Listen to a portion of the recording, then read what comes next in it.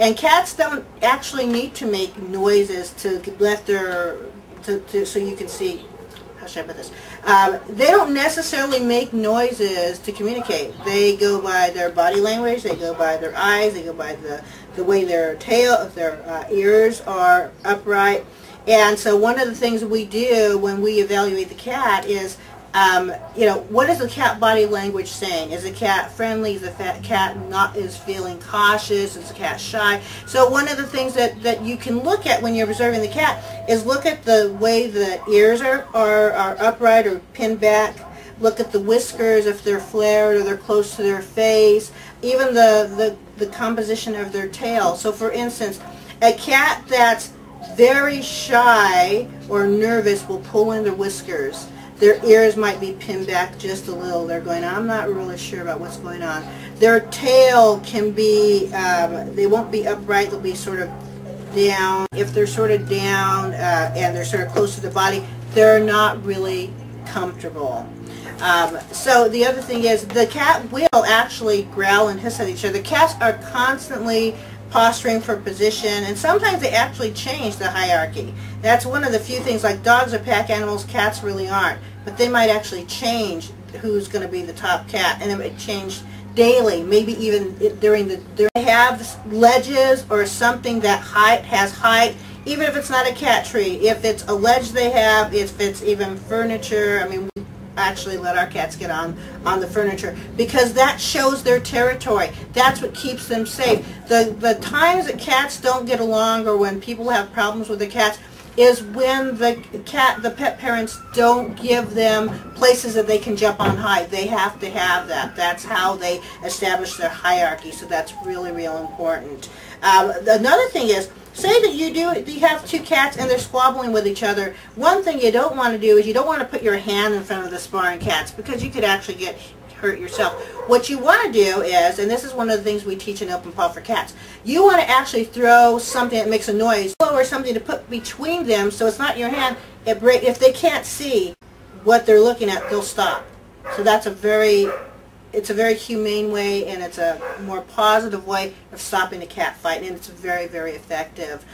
It is okay when two cats when they're introduced for the first time to hiss at each other, because then they're both saying, here I am, and here I am, and most of the time you're not going to see the fur flying. Cats are just, they have a lot of posturing, they do the growling, they do the hissing, they try to act tough, but most cats really don't want to fight unless they get to your house.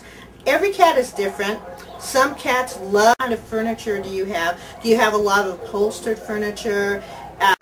One of the things you want to keep in mind, if you do have furniture that are very special, you might want to maybe, this was a tip I got from another pet parent. What she did when she brought her cat in, she actually brought in some secondhand furniture just to see if the cat scratching was going to be a problem. Now there are things on the market that you can use to help the cat, to teach the cats that the furniture is not the best thing to sharpen the claws. Use a cat post. There's things that are called, that's a double-sided tape that you put on the furniture. It actually will protect the furniture so it won't destroy it. But because when they start scratching and they can get their paws get stuck, they feel like, oh, I can't get away quick. So that's a very good deterrent. Another thing that some people get, there are sprays that have a really offensive odor, not to humans, but to cats, that helps keep them away. So that's some things that you can do. The other thing that you really want to be thinking about, be mindful about that, is there are house plants that some cats really love to chew on plants. And there are some plants that are really poisonous, like philodendron, and a lot of ivies. So you might want to actually move those high where they're not really great. The other thing some people do is there is a spray called bitter apple that tastes really, really bad, and so a lot of cats will not want to go near it once they taste it. Once they go, oh, I don't think I'm going to do that. I'll go somewhere else.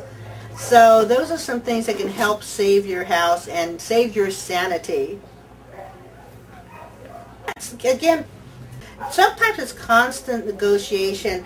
These two cats, this is Roxy, and I can't remember this nice young lady, but she's been on my lap for quite a while. And when Roxy first came on the chair, she got up and she was looking at Roxy a certain way to dissuade her, to get her off the chair, because she didn't like her getting on the territory.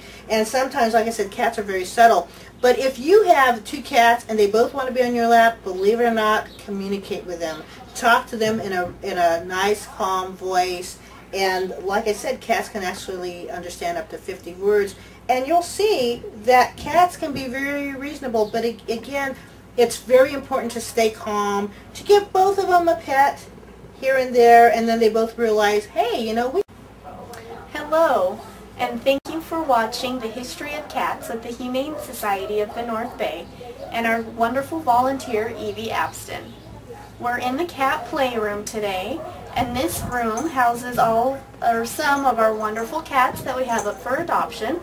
This one here is Shaddy, so he's a wonderful companion animal for most forever homes. We have lots and lots of cats from different ages, from 3 months old all the way to 13 years. Each age of cats offers something different, so you can definitely come down to our shelter and see if any of them are a good fit for your home. Companion animals is 1121 Sonoma Boulevard here in Vallejo. The zip code is 94590. We're open Tuesday through Saturday 11 to 5, and our phone number is 707-645-7905. Thank you.